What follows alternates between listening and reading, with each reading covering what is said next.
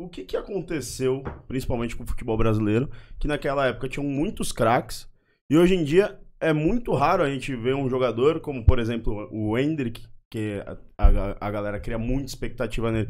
Por que que naquela época tinham tantos jogadores habilidosos, e hoje em dia a gente vê muito mais, tipo, ah, não, esse é um cara que faz bem as posições, cumpre bem, mas não é um exímio craque, assim, uma habilidade com a bola.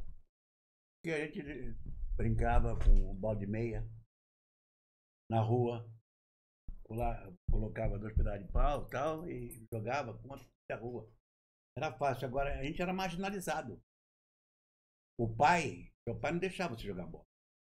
É professor de vagabundo e tal, sua mãe. Quanto jogador de várzea jogava na nossa época? Estava cheio. Por quê? Porque o pai e a mãe não deixavam. Nós éramos humildes, a gente respeitava o treinador. Tinha medo a gente. O diretor falava, não quer assinar? Assina. Se não quiser, pode procurar clube. Não era dele na nossa época. Então, eu vejo assim de uma maneira um pouquinho diferente, porque na nossa época, como eu fui também treinar lá no Bangu, é como você falou, tinha um ex-jogador, que era a pessoa que tomava conta, e ele selecionava normalmente aqueles que ele achava que eram bons, eram craques, ou tinham chance de chegar ao time principal. Então, hoje, eu acho que mudou muito. Mudou muito porque me parece que hoje, por exemplo, no Palmeiras, tem uma pessoa que vai numa tal cidade, lá ele vê, ele olha e vê aqueles garotos que ele entende que podem vir para o Palmeiras. Mas, na verdade, a gente percebe que os craques, que nós, como o César falou, Djalma Santos tinha que ter um busto. Djalma Santos era um lateral. Então, os laterais eram craques. Geraldo Escoto era um craque.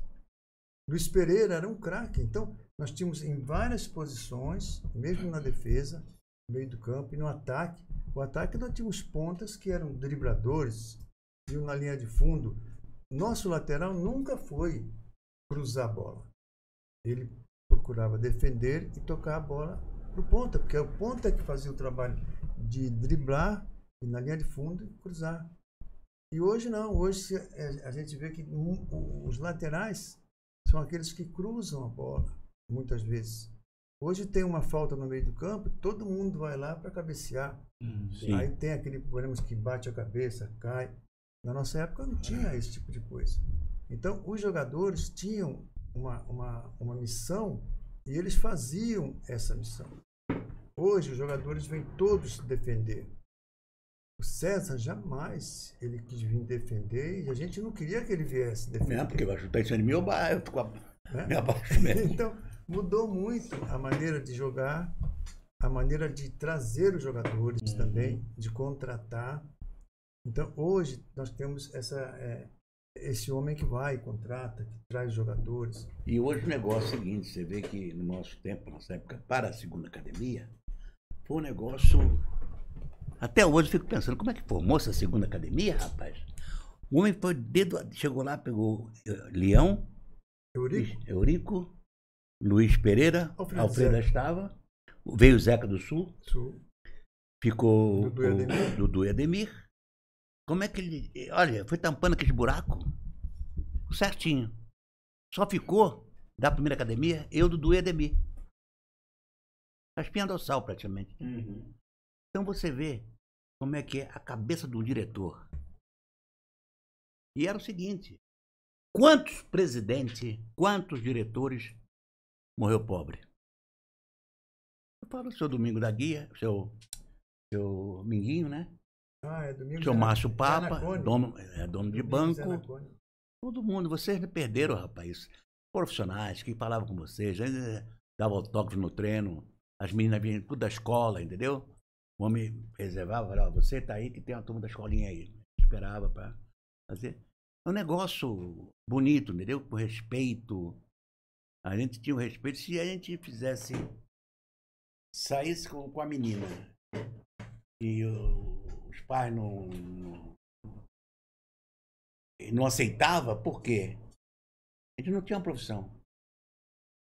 O cantor, profissão de vagabundo, Porra, jornalista, jogador, tudo era mas era uma era de respeito, cara.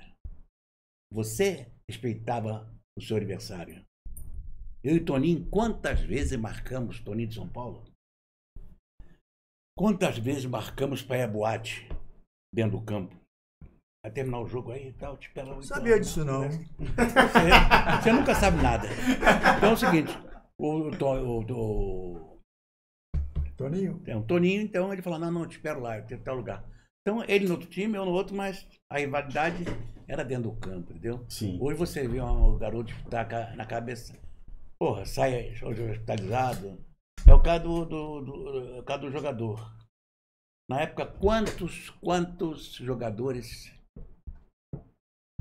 em um ano machucava, quebrava a perna? Poucos. Entendeu? Então, uma coisa, rapaz, que você fica pensando assim, tá vendo? Nossa Senhora, como é que pode? E nós estamos nessa aí, esperamos que o Palmeiras consiga reabilitar e que essas garotadas tenham bastante sorte. Que consiga um bom treinador, orientador, né? Não treinador. Porque esse garoto, o Hendrick, ele pode ser bem formado. Tem botar um cara para cuidar, olha, não é por aí, é por aqui. Não. Hoje é o roupeiro que manda. Nós treinávamos 4, 5 horas. A gente ia pro Pico do Jaraguá para correr. Na escada ali do Parque Antártica, na arquibancada, a gente corria 20 vezes, ia para cá e para lá. Caramba! O quê? Você não sabe nada, rapaz. É brincadeira, rapaz. Opa, tinha que tomar benção, tinha que fazer. Tinha jogador, na nossa época, Ademir, que pela noite ele vomitava no campo, no treino. Você não dava pá. O jogador chegava e tal, jogador de nome, né? Não precisa citar nome, mas era assim, rapaz. Você queria jogar. Sim. Você queria jogar. Ele tá mal, não. Pô, eu tive tiramento. Como é que tá? Não, dá uma injeção aí que eu vou jogar. Né? Filtrava e tal. Eu vou pro pau, cara, vou pro pau. O jogador, a unha tá machucando, cara. Pô, ele tá preocupado com 50 mil reais? Não. Jogador hoje, pra ir no clube treinar, tem que levar empresário. Senão não serve.